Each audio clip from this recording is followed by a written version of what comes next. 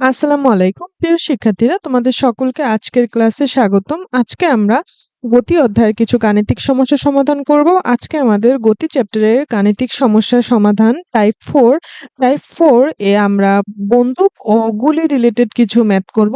তাহলে চলো শুরু করা যাক আমাদের আজকের লেকচারটি। দেখো, প্রথম প্রশ্নটি দেখো, একটি বন্দুক থেকে 40 মিটার/সেকেন্ড বেগে ছোড়া গুলি 50 মিটার দূরে অবস্থিত একটি তক্তার মধ্যে প্রবেশ করার 0.01 সেকেন্ড পর থেমে যায়। তক্তাটি একটি মাটির দেয়ালের গায়ে লাগানো ছিল এবং তক্তার পুরুত্ব হচ্ছে 21 সেন্টিমিটার। এই উদ্দীপকের আলোকে প্রথম প্রশ্নটি দেখো, কি বলা আছে যে বন্দুকের গুলিটি কত সময় পর তক্তাটিকে আঘাত করবে। তো বন্দুকটি থেকে 40 মিটার/সেকেন্ড বেগে গুলিটি ছোড়া হলো। তো গুলিটি সমবেগে যাত্রা করবে এবং 50 মিটার দূরে অবস্থিত একটি তক্তার মধ্যে প্রবেশ করবে। তার মানে আমরা লিখতে পারি, একটি সূত্র জানি S=VT, এবং S হচ্ছে অতিক্রান্ত দূরত্ব, যেটা হচ্ছে 50 মিটার দূরত্ব গুলিটি অতিক্রম করবে।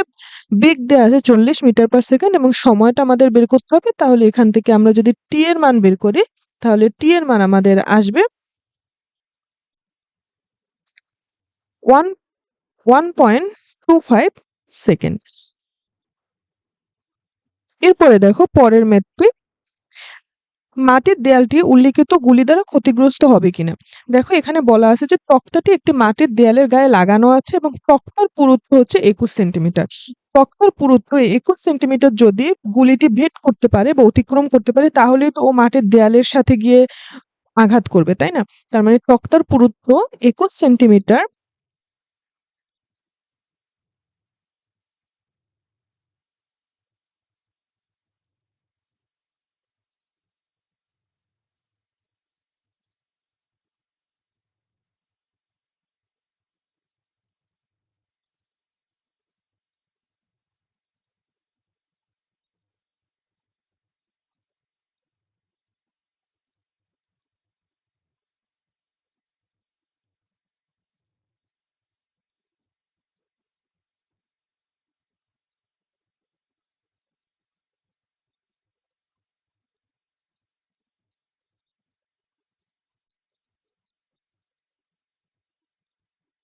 আচ্ছা, দেখো এখানে একটা কথা লিখছি যে তক্তার পুরুত্ব 21 সেন্টিমিটার। এই দূরত্বটা যদি গুলিটি অতিক্রম করতে পারে, তাহলে ও মাটির দেয়ালের সাথে গিয়ে লাগবে এবং মাটির দেয়ালটাকে ক্ষতিগ্রস্ত হবে। এখন আমাদের উদ্দীপকে যে ইনফরমেশন গুলো দেয়া আছে, এই ইনফরমেশন গুলো দিয়ে আমরা দেখি যে আসলে গুলিটি কতটুকু দূরত্ব অতিক্রম করবে।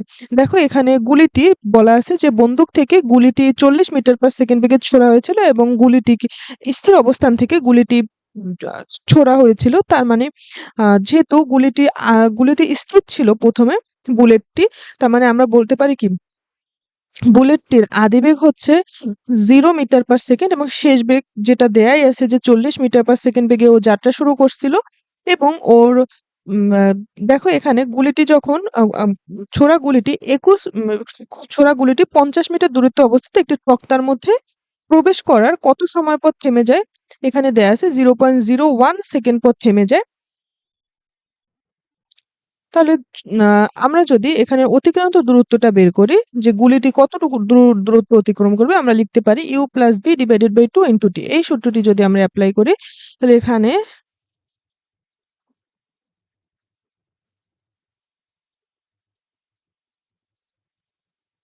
তাহলে এখানে আমরা যদি এটা ক্যালকুলেটরে বসাই, তাহলে আমাদের এখানে আসবে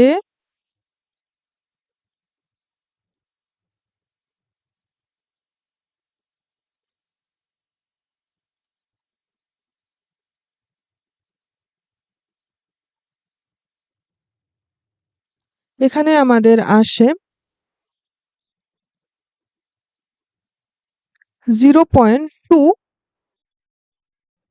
মিটার। এটাকে যদি আমরা সেন্টিমিটারে নেই, তাহলে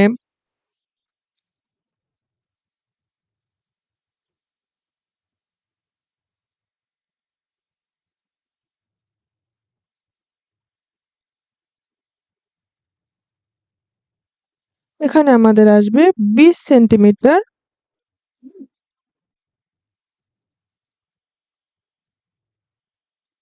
আমাদের দেয়া আছে তক্তার পুরুত্ব হচ্ছে 21 সেন্টিমিটার আর আমরা ম্যাথ করে বের করলাম যে আমাদের গুলিটি ২০ সেন্টিমিটার দূরত্ব অতিক্রম করতে পারে। তার মানে ও তক্তাটিকে ভেদ করতে পারবে না। যেহেতু তক্তাটিকে ভেদ করতে পারবে না, তার মানে ও মাটির দেয়ালকে গিয়ে আঘাত করতে পারবে না।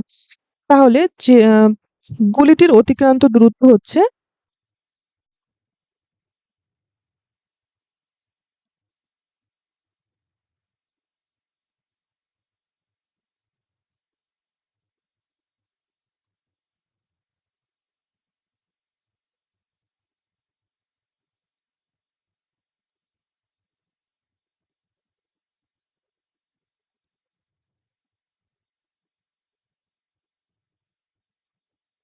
গুলিটির তক্তাটি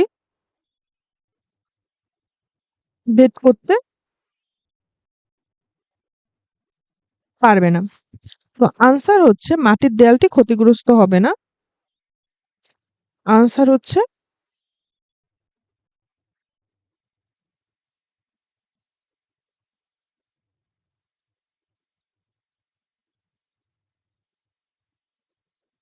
আচ্ছা, এই হচ্ছে আনসার। আশা করি তোমরা ম্যাথটি বুঝতে পেরেছো। এরপর চলো পরের ম্যাথটি দেখি। পরের ম্যাথটির প্রশ্নটি দেখো যে ৩০ মিটার পার সেকেন্ড বেগে একটি বুলেট 6.5 সেন্টিমিটার পুরো একটি গাছের ভিতরে ২ সেন্টিমিটার প্রবেশ করার পর বেগ ১/৩ হ্রাস পেল। বুলেটটির ত্বরণ নির্ণয় করো। দেখো বুলেটটির বেগ আগে কত ছিল? বুলেটটির বেগ ছিল ৩০ মিটার পার সেকেন্ড বেগে বুলেটটি যাত্রা করছিল, তাই না? তো আদিবেগ হচ্ছে ৩০ মিটার পার সেকেন্ড এবং বুলেটটি যখন ওই গাছের ভিতর ২ সেন্টিমিটার প্রবেশ করলো, ২ সেন্টিমিটার প্রবেশ করার পর ওর বেগটা এই আদি বেগ থেকে ১/৩ হ্রাস পেল। তো ওর শেষ বেগ কত হবে তখন? ওর শেষ বেগ হবে ৩০ মাইনাস ৩০ ইনটু 1/3, তাই না? আচ্ছা, এর মানে এখানে হবে ২০ মিটার পার সেকেন্ড। তো দেখো, যেহেতু বেগটি আদিবেগের ১/৩ হ্রাস পায়, দেখো তাহলে আদিবেগের ১/৩ হচ্ছে ৩০ ইনটু 1/3 এবং আদিবেগ থেকে এইটুকু অংশ হ্রাস পায়, তাই আমরা এখানে বিয়োগ দিলাম। তো শেষ বেগ হচ্ছে ৩০ মাইনাস ৩০ ইনটু 1/3, এখানে আসে হচ্ছে ২০ মিটার পার সেকেন্ড। আদিবেগ এবং শেষ বেগ আমরা বের করলাম। এবার দেয়া আছে যে বুলেটটি 6.5 সেন্টিমিটার পুরো একটি গাছের ভিতর ২ সেন্টিমিটার প্রবেশ করে। তার মানে ওর সরণ কতটুকু হইছে? ওর সরণ হইছে হচ্ছে ২ সেন্টিমিটার, তাই না? এটাকে যদি আমি মিটারে নেই তাহলে আমার এখানে আসবে 0.02 মিটার।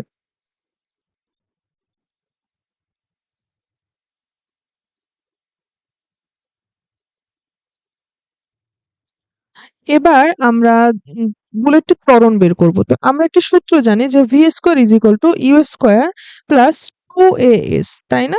তো এখান থেকে যদি আমরা ত্বরণ বের করতে চাই তাহলে ত্বরণ a ইজ ইকুয়াল টু আমরা লিখতে পারবো v square minus U square divided by 2s, তাই না? তো v এর মান তো আমরা পাইলাম। v এর মান হচ্ছে ২০ metre per second square, v square. আর ইউ এর মান হচ্ছে ৩০, তো এখানে আসবে ৩০ মিটার পার সেকেন্ড স্কয়ার আর 2 ইনটু এস কত এস হচ্ছে 0.02 মিটার। এস হচ্ছে বুলেটটির অতিক্রান্ত দূরত্ব, যেটা ও দেখো এখানে গাছের ভিতরে কতটুকু প্রবেশ করলো, দেখো ২ সেন্টিমিটার। এটা হচ্ছে বুলেটটির অতিক্রান্ত দূরত্ব। এখানে এস ইজ ইকুয়াল টু আমরা লিখতে পারি 0.02।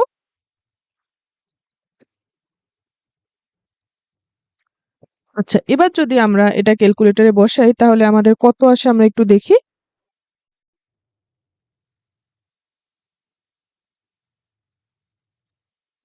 এখানে আমাদের আসে মাইনাস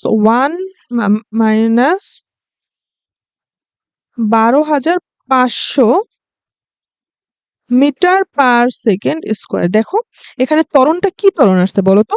এখানে কিন্তু ত্বরণটা আসছে একটা ঋণাত্মক ত্বরণ, মাইনাস আসছে। দেখো এই যে এখানে, এর মানে যেহেতু ত্বরণটা আমাদের ঋণাত্মক আসলো, তো ঋণাত্মক ত্বরণকে আমরা কি বলতে পারি? মন্দন। তো আমরা এভাবে লিখতে পারি যে ত্বরণ যদি আমরা লিখি তাহলে আমরা এখানে একটা মাইনাস সাইন ইউজ করবো, মাইনাস ১২,৫০০ মিটার পার সেকেন্ড স্কয়ার। আর যদি আমরা লিখি মন্দন তাহলে আমাদের আর মাইনাস সাইনটা ইউজ করতে হবে না, তাহলে আমরা লিখব ১২,৫০০ মিটার পার সেকেন্ড স্কয়ার। এই যে এটাই হচ্ছে আনসার। তো আশা করি তোমরা ম্যাথটি ভালোভাবে বুঝতে পেরেছো। তাহলে হচ্ছে উম নতুন কোনো ভিডিওতে নতুন কোনো টপিক নিয়ে আ আর হ্যাঁ, তোমাদের সুবিধার জন্য এই চ্যাপ্টারের প্রতিটি ভিডিও প্লেলিস্ট আকারে আমাদের ইউটিউব চ্যানেলে আপলোড করা থাকবে। যাতে কোনো ক্লাস মিস হয়ে গেলে তোমরা ওই লেকচারটি খুব সহজেই দেখে নিতে পারো। সবাই ভালো থাকবে, সুস্থ থাকবে। আল্লাহ হাফেজ।